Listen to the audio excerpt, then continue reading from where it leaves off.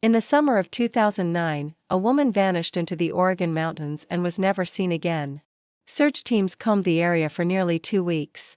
They found no vehicle, no remains, not even a trace that explained where she had gone. With nothing left to follow, the case quietly faded and was eventually sealed away. A decade passed. Then, during excavation work at an abandoned quarry, laborers struck metal buried beneath nearly 2 meters of stone and gravel. What emerged was a Jeep. Inside the back seat lay human bones. The hands were bound. A gag still filled the mouth. Investigators quickly confirmed the truth: this was not an accident. The woman had been murdered, hidden along with her vehicle, while the person responsible continued living an ordinary life for 10 years, until a single overlooked detail surfaced. Her name was Caroline Manning. She lived in Seattle, Washington. She was 31 years old and worked as an interior designer for a modest studio downtown. Coworkers remembered her as disciplined and methodical, someone who valued structure and precision. She lived alone in a rented apartment in Capitol Hill, had no spouse or children, and followed a quiet routine divided between work and the gym. Caroline's circle was small, but those close to her trusted her deeply. She was dependable, careful with promises, and rarely impulsive. In early 2009, she began mapping out her summer break. This time, she wanted solitude. Not a resort. Not a city. She wanted distance from noise, crowds, and expectations. A colleague suggested Oregon's Deschutes National Forest, a place of winding roads, lakes, and campsites far from tourist paths. The idea took hold. Caroline had never traveled alone into the wilderness, but something urged her forward. She committed herself fully and began preparing weeks in advance. She purchased camping gear piece by piece: tent, stove, sleeping bag. She studied trail maps, read reviews, and traced routes by hand. To reach the remote areas she planned to explore, she needed a vehicle capable of handling rough terrain. Her Honda Civic wouldn't suffice. So she decided to rent an SUV. In early July, Caroline contacted a Bend-based company specializing in off-road vehicles. Trail Ridge Rentals offered Jeep Cherokees built for forest roads and mountain paths. She reserved one for a full week, scheduled to collect it on July 9 and return it on July 16. On July 8, Caroline left Seattle with her supplies packed carefully into a backpack. Before departing, she called her friend Jessica and explained her plan. Cell service would be unreliable, she warned, but she promised to check in once she returned. The drive to Bend, roughly 250 miles, took most of the day. She arrived in the afternoon and stayed overnight at a roadside motel. The following morning, after breakfast at a nearby cafe, Caroline drove to the rental office on the industrial edge of town. The building was small, unremarkable, surrounded by parked SUVs and pickup trucks. She arrived around 10 a.m. The manager, a middle-aged man with weathered features, guided her through the paperwork. He reviewed the rules, marked common routes on a map, and cautioned her about unmarked roads and dangerous terrain. Caroline listened carefully and assured him she would be cautious. As the conversation ended, another employee stepped in. His name was Vincent Critty. He was 37, tall, physically fit, and worked as both a mechanic and off-road guide. He asked Caroline if she had prior experience driving off-road. She admitted she had none, but said she had studied the instructions and felt prepared. Vincent offered to give her a short training session, a complimentary service for first-time renters. Caroline agreed. They drove the Jeep to an empty training area outside the city. Vincent demonstrated how to engage four-wheel drive, manage steep descents, and navigate uneven ground. After several laps, they switched seats, and Caroline practiced while he coached from beside her. By late morning, the lesson ended. They returned to the office around 11:30. Vincent wished her luck and went back to work. Caroline loaded her gear into the Jeep and drove off, stopping at a grocery store to stock up on food, water, and ice. It was the last time anyone would see her alive. She paid at the register with her credit card. The receipt stamped the moment in time, 12:43 p.m. From there, Caroline drove to a gas station on the southern edge of Bend, near the entrance to Highway 97. She refueled the Jeep, purchased additional water, and asked the cashier for directions to Lake Vic. The woman behind the counter, middle-aged, practical, explained the route. Caroline would need to head south for roughly 30 kilometers, then turn onto a forest road and follow the posted signs. She cautioned that the road ahead was narrow, unpaved, and easy to misjudge. Caroline thanked her, climbed back into the SUV, and pulled away. That moment marked the last confirmed sighting of Caroline Manning alive. The gas station's surveillance footage shows her leaving at 1:17 p.m., driving south toward the highway. After that, she vanished. No calls. No replies. No online activity. Her phone remained active for several hours after the gas station stop, then abruptly went silent. The final signal was detected by a cell tower along Highway 97, approximately 40 kilometers south of Bend, near the junction of an old logging road that disappeared deep into the national forest. 3 days passed before concern began to surface. Jessica tried calling repeatedly. Each attempt failed. At first, she dismissed it. Mountain coverage was unreliable, after all. But when a full week slipped by with no word, she contacted Caroline's parents in California. They hadn't heard from her either. July 16 arrived, the scheduled return date for the rented Jeep. Caroline never appeared at Trail Ridge Rentals. The manager attempted to reach her by phone, then waited through the evening. When there was still no response, he contacted the police to report both a missing customer and an unreturned vehicle. The following day, Caroline's parents flew to Oregon and formally filed a missing persons report. The Deschutes County Sheriff's Office opened an investigation immediately. Detectives reviewed her financial records first. The final transaction was the gas station purchase on July 9. After that, the credit card went unused. Phone location data confirmed the same story. The last signal registered around 3 p.m., near a forest road roughly 50 kilometers south of Bend. Then the phone either powered down or died completely. Police contacted the rental company. The manager provided the paperwork and recounted the morning Caroline picked up the Jeep.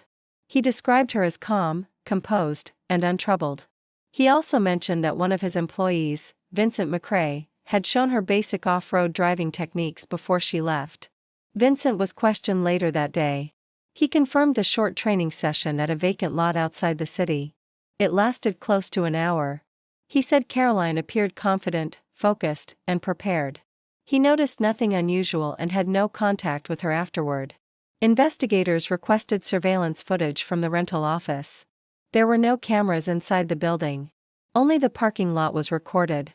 The footage showed Caroline arriving that morning, leaving with Vincent for instruction, returning about an hour later, loading her belongings, and then driving off alone. Nothing appeared out of place. On July 18, a full-scale search began. Police officers, forest rangers, and volunteer rescue teams, about 30 people in total, converged on the area surrounding Caroline's last known phone location near Lake Vic. The terrain was unforgiving: thick evergreen forest, winding mountain roads, forgotten logging paths, and abandoned quarries scattered across the landscape. For 2 weeks, teams searched relentlessly. Roads, trails, campsites, lockshores, and riverbanks were examined. Search dogs were deployed. Every reachable area within a 20-kilometer radius was checked. They found nothing. No Jeep. No campsite. No belongings. No evidence she had ever been there. Rangers reviewed entry logs at campgrounds and forest access points. Her name was nowhere. Tourists and locals were questioned repeatedly. No one recalled seeing a woman alone in a dark green Jeep. It was as if the forest had swallowed her whole. Hospitals within a 100-kilometer radius were contacted. Caroline's name appeared nowhere. No admissions. No unidentified patients. Nothing. With no evidence, investigators turned to theory. The first possibility was simple misfortune. Perhaps Caroline had driven off a mountain road, slipped into a ravine, or gone over a cliff, her Jeep hidden in terrain too steep or remote for search teams to reach. Another theory suggested she became disoriented, succumbed to dehydration or exposure, and vanished into the wilderness. A third considered wildlife, though officials quietly acknowledged how unlikely that was. The final and most troubling explanation remained: deliberate harm. Police began dismantling Caroline's life piece by piece. Bank records were examined. Phone logs reviewed. Emails and social media combed through line by line. There were no warning signs. No debts. No disputes. No secret connections. No former partners harboring resentment. Her life followed a steady, uneventful pattern. Attention turned to Trail Ridge Rentals. Every employee was vetted. Background checks revealed nothing alarming. The manager and staff all had verifiable alibis. Vincent McGritty was scrutinized as well. He had no criminal history, had worked there for 3 years, and was regarded as dependable. On July 9, he remained at the office until 6 p.m., then drove home. Coworkers confirmed it. His alibi appeared intact. By late July, the search slowed. The terrain was vast. Resources were stretched thin. On August 1, officials officially suspended active searching. The case stayed open, but only on paper. Caroline's parents remained in Oregon another week. They hired a private investigator. They plastered the county with flyers bearing their daughter's face. Nothing changed. In September, they returned to California carrying unanswered questions. Hope lingered, but each month eroded it further. Occasionally, police received tips, sightings of a woman resembling Caroline in distant cities. Each lead dissolved under scrutiny. Life moved forward. That November, Vincent McCready resigned from Trail Ridge Rentals. He told his manager he had accepted a better-paying job in Arizona. There were handshakes. Well wishes. He sold his house in Bend, packed his belongings, and relocated to Flagstaff.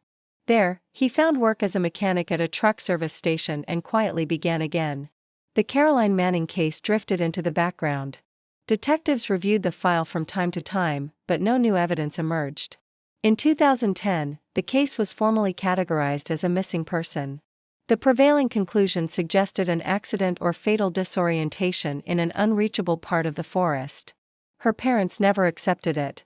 But acceptance was never required for time to pass. Years accumulated. Every summer, Caroline's parents returned to Oregon. Near Lake Vickup, they placed flowers beside a small plaque engraved with her name.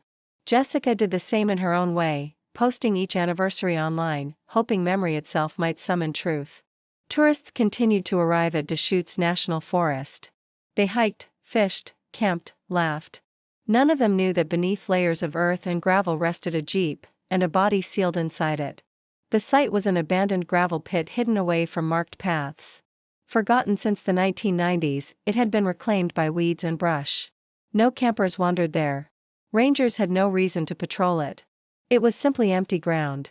Vincent lived quietly in Flagstaff. He worked, paid rent, drank occasionally with coworkers. He formed no lasting relationships. No one there knew his past. He never spoke Caroline's name. He moved through the years as though nothing had been left behind. 10 years passed. In the summer of 2019, the Deschutes National Forest Administration approved plans to reclaim several neglected areas for new development, parking zones, campsites, access roads. One of those sites was the old gravel pit near Forest Road. A local construction company was assigned the job. In early September, a crew of 5 arrived with heavy machinery, an excavator, a dump truck, and grading equipment. The task seemed routine: remove old gravel, level the ground, and refill it with fresh stone. The work was scheduled to take 1 week. And beneath the surface, the forest waited. On Tuesday, September 3, excavation continued as planned. One of the workers was stripping away the upper layer of gravel when the excavator's bucket struck something solid. The machine lurched slightly. Work stopped immediately. Climbing down to inspect the obstruction, the crew noticed a section of metal protruding from the ground, corroded, dirt-stained, yet unmistakably part of something large. The operator called the others over. Using shovels, they began clearing the surrounding gravel by hand. Slowly, deliberately. After nearly 30 minutes, the shape became undeniable. It was the roof of a vehicle. The car lay buried more than 2.5 meters beneath the surface, completely concealed. The mood changed at once. This was no ordinary find. One worker contacted the company office. The order came back quickly: halt all activity and notify the authorities. Police arrived roughly 40 minutes later, secured the site, and summoned investigators. By nightfall, forensic specialists were on location. Floodlights were set up, and a careful excavation began. Every movement was controlled. Nothing could be disturbed. By the end of the day, the vehicle was fully exposed. It was a dark green Jeep Cherokee. Years underground had eaten away at the metal, but its shape was still clear. The license plates remained attached, rusted yet readable. They were photographed and checked. The registration led back to Trail Ridge Rentals in Bend. The Jeep had last been accounted for on July 9, 2009. It had been listed as stolen for 10 years. Investigators opened the doors slowly. A heavy, stagnant odor spilled from the interior, dampness layered with decay. In the back seat, curled inward, rested a human skeleton. Faded remnants of clothing clung to the bones. The skull was covered by a jacket, placed deliberately, as though to conceal the face. Plastic restraints bound the wrists behind the back. Fabric was lodged in the mouth. A gag. Any remaining doubt vanished. Forensic teams worked deep into the night. The scene was documented inch by inch before anything was moved. Powerful lights illuminated the inside of the SUV. Every object mattered. On the front passenger seat lay a decomposed bag. Inside it, they found a wallet. The contents were waterlogged and fused together, but one item remained readable, a driver's license. The name printed on it was Caroline Manning. Dark discoloration stained the driver's seat. Samples were collected. Preliminary testing indicated old blood, partially smeared, uneven, as if someone had tried to remove it. Faint traces were also found on the steering wheel. On the driver's side floor, investigators recovered several cigarette butts and a chewing gum wrapper. Inside the glove compartment was a folded, battered map of the surrounding forest. When carefully opened, pencil markings appeared, circles around Lake Vickup and nearby locations. In the margin, a name had been written, Vince M. Beneath it, a phone number with an Oregon area code. The handwriting was steady and precise. The map was photographed and sealed as evidence. The trunk was opened last.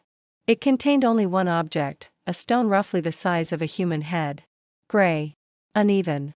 Heavy. Dark brown stains were embedded in its surface.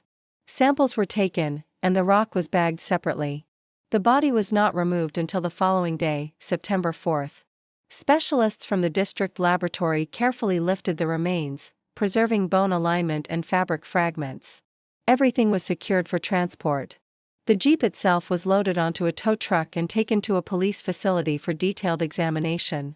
On September 5, laboratory analysis began. Forensic assessment determined that the remains belonged to a woman of European descent, estimated to be between 28 and 35 years old at the time of death, approximately 160 centimeters tall. The measurements aligned precisely with Caroline Manning's records.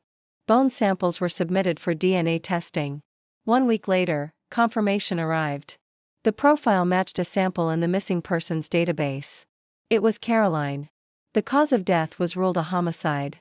Evidence of strangulation was present, fracture patterns on the hyoid bone consistent with lethal compression of the neck. The forest had not taken her. Someone had hidden her there. The gag lodged in her mouth left no room for doubt. Caroline had been silenced. The restraints around her wrists were pulled so tight they etched marks into the bone itself. She had struggled. Her body told that story clearly. The way she lay curled in the back seat revealed another truth: she died there. She was never moved afterward. Aside from the bindings, the skeleton showed little damage, except for one detail. At the back of the skull, investigators found a narrow fracture. Small. Precise. The unmistakable signature of a blunt impact. A trauma specialist examined the injury and reached a clear conclusion. The blow had come from behind, likely when Caroline was unaware of any danger. The force was enough to render her unconscious, but not enough to end her life. Death followed later, caused by suffocation. The interval between the strike and her final breath could have been minutes, or as long as an hour. Attention then turned to the stone recovered from the trunk. Laboratory analysis confirmed what the stains suggested. The dark residue embedded in its surface was blood. DNA testing matched it to Caroline. The contours of the rock aligned perfectly with the fracture in her skull. This was the weapon. Blood found on the driver's seat also belonged to her. But investigators discovered something more unsettling. Microscopic traces of skin were lifted from the steering wheel and the gear lever. This DNA did not belong to Caroline. It belonged to a man. The profile was entered into national databases. No match appeared. Whoever had left it behind had never been recorded. The killer remained unnamed. Investigators returned to the files from 2009. Every report was reread. Every photograph reconsidered. Every statement reviewed with fresh eyes. One detail now stood apart: the map recovered from the Jeep. On it, a handwritten name and phone number. Vince M. The number was traced. It belonged to Vincent McCready, formerly employed by Trail Ridge Rentals. Detectives began reconstructing his history. Vincent was born in Portland in 1972. He attended public school, worked construction after graduating, then trained as a mechanic. In 2006, he relocated to Bend and took a position at a Jeep rental company. Colleagues described him as reserved and distant. He avoided social gatherings, kept to himself, but performed his duties reliably. Customers never complained. Then came the timing. Only months after Caroline vanished, Vincent resigned and left Oregon. At the time, it appeared routine, a better job opportunity in Arizona. Now, viewed through a different lens, the move carried weight. Investigators contacted authorities in Flagstaff. Vincent was still there. He worked as a mechanic at a truck service station and rented a small home on the edge of town. Neighbors described him as solitary. He spoke little. He followed predictable routines, grocery trips, workdays, occasional weekend drives into the mountains. He had no criminal record. No disturbances. Nothing that drew attention. On September 12, 2019, detectives from Oregon arrived in Flagstaff. They did not make an arrest. Not yet. The evidence, while mounting, was incomplete. Instead, surveillance began. For 7 days, Vincent was watched. His movements were logged. His contacts examined. His habits mapped. On September 19, investigators decided the moment had come. They approached Vincent at his workplace and asked if he would speak with them. He agreed calmly. No resistance. He was taken to the Flagstaff Police Department and escorted into an interrogation room. The interview began shortly after 10 a.m. The detective introduced himself and explained the purpose of the meeting, the disappearance of Caroline Manning 10 years earlier. Vincent acknowledged the case. He said he remembered it. When asked if he remembered Caroline, he answered yes. She had rented a Jeep from the company where he worked. He had given her off-road driving instruction. Did he see her afterward? No, he said. After the lesson, she left. That was the last time. The detective then placed a photograph on the table. It showed the forest map recovered from the buried Jeep.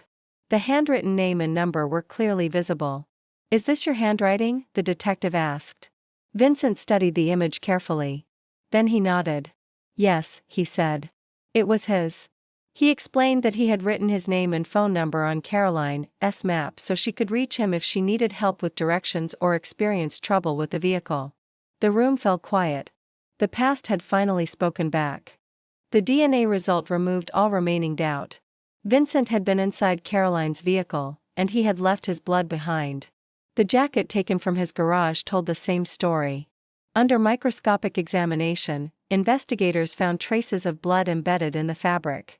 The DNA matched Caroline's. Even the gravel particles clinging to the fibers spoke. Its composition was identical to the gravel from the quarry where the Jeep had been buried. On October 8, detectives returned to Vincent's home.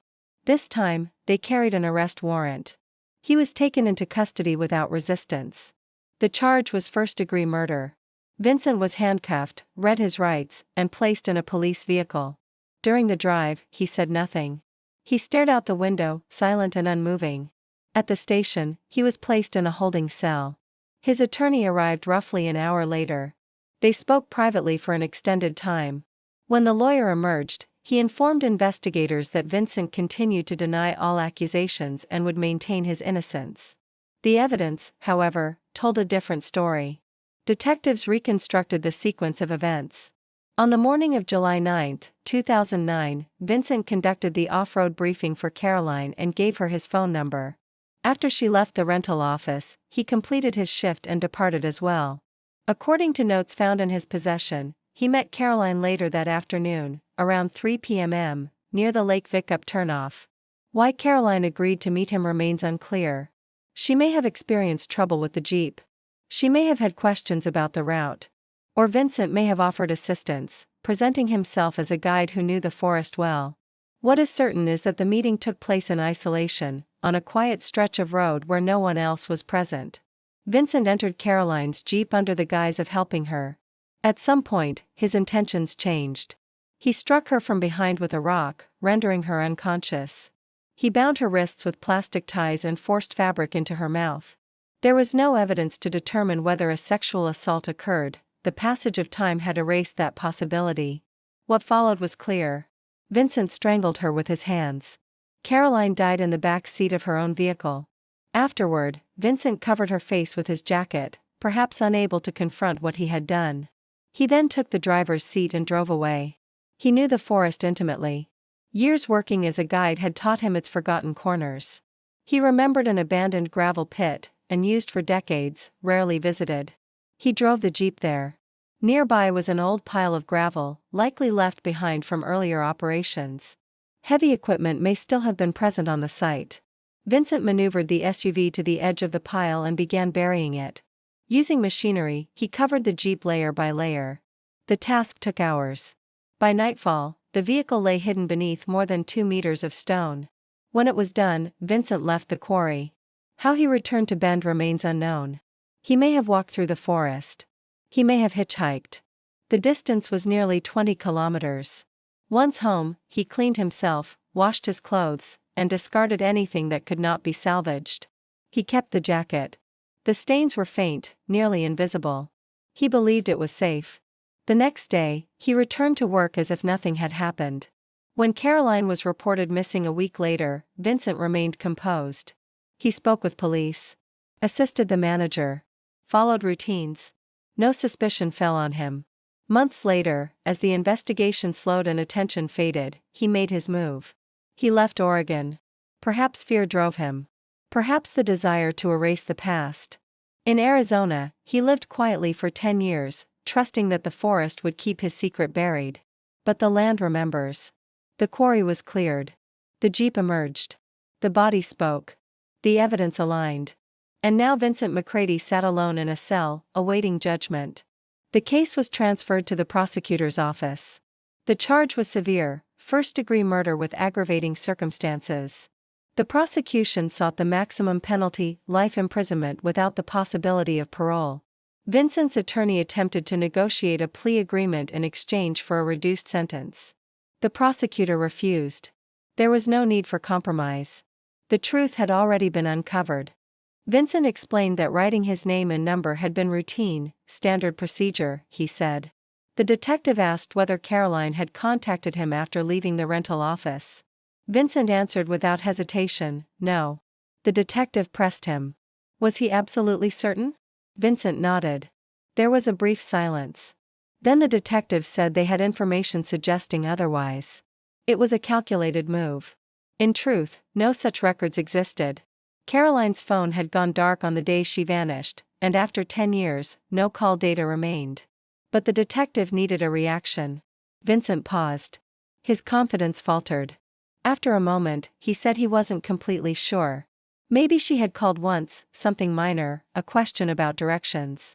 The detective asked what she had said. Vincent replied that he couldn't remember. It had been a decade. The approach shifted.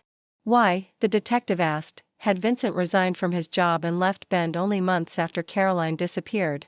Vincent repeated the same explanation he had given years earlier, a better-paying position in Arizona. Was there any other reason? No. Did he feel fear? Guilt? Unease after one of his clients vanished? Vincent frowned, saying he didn't understand the implication. That was when the detective revealed what had been uncovered. Caroline's jeep had been found, he said.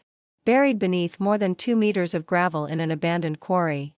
Inside was her body, hands bound, mouth gagged. This was not an accident. It was a killing. Vincent listened without expression. The detective continued. A rock bearing Caroline's blood had been recovered from the vehicle. Her skull showed evidence of a blow. DNA belonging to someone else, a man, had been found inside the SUV. Still, Vincent said nothing. Finally, the detective asked if he would voluntarily provide a DNA sample. Vincent replied that he wanted to speak with a lawyer. The interview stopped. Vincent was allowed to make a call. A local attorney agreed to represent him and arrived about an hour later. After consulting with counsel, Vincent refused further questioning and declined to submit DNA voluntarily. With no direct proof yet, only circumstance and implication, the detectives had no legal grounds to arrest him. Vincent was released, though warned that the investigation was active and that leaving the state would be unwise. He returned home. surveillance did not stop. The following day, detectives petitioned the court for a search warrant covering Vincent's residence and the collection of DNA. The request was approved on September 21st. At dawn on September 22nd, investigators arrived at Vincent's house. They presented the warrant and began their search. Vincent stood quietly as rooms were examined, closets emptied, and the garage opened. The process lasted 5 hours. In the garage, among tools, parts, and old paperwork, they found a cardboard box marked Oregon. Inside were guidebooks, regional maps, and landscape photographs. Beneath them lay another map, creased, aged, and heavily marked. It depicted Deschutes National Forest. Pencil circles and crosses covered its surface. One cross sat precisely over the location where Caroline's Jeep had been unearthed. When shown the map, Vincent said it was an old work reference from his time guiding clients in Bend. The markings, he claimed, indicated popular routes. The detective pointed to the cross near the quarry and asked what it signified. Vincent said he couldn't remember. Also inside the box was a denim jacket, worn and stained. It was immediately sealed for forensic testing. In the bedroom, investigators found a notebook on a shelf. It contained scattered notes, names, numbers, dates. As the detective flipped through it, one entry stood out. Caroline. Next to the name, July 9, 3 p.m. below it, Vic Up Turnoff. The date matched her disappearance. The location matched the final phone signal. Vincent attempted to explain it away, a work reminder, a client note. But the pattern had already formed. Before leaving, investigators collected a DNA sample from Vincent, a cheek swab. All seized items were catalogued and removed. The analysis took 2 weeks. On October 7, the results arrived. Vincent McCrady's DNA matched the male DNA recovered from the driver's seat of Caroline Manning's Jeep. The correspondence was exact. The statistical margin for error was 1 in a billion. What had been hidden was no longer silent.